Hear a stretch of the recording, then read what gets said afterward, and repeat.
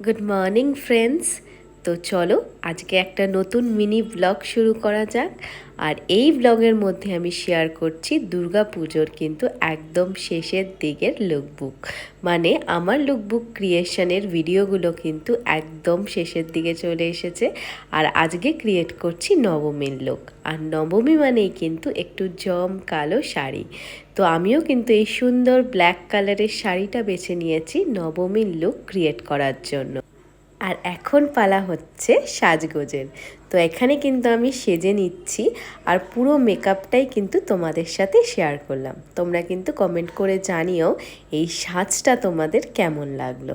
আর এই লুকটা কিন্তু কমপ্লিট করছে একটা সুন্দর রেড লিপস্টিক দিয়ে।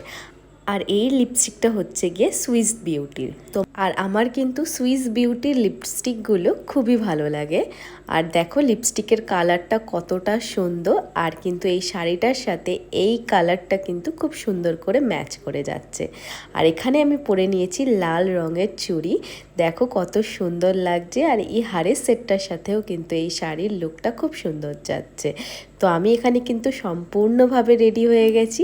তো তোমরা কিন্তু বলো নবমীর লুকটা তোমাদের কেমন লাগলো।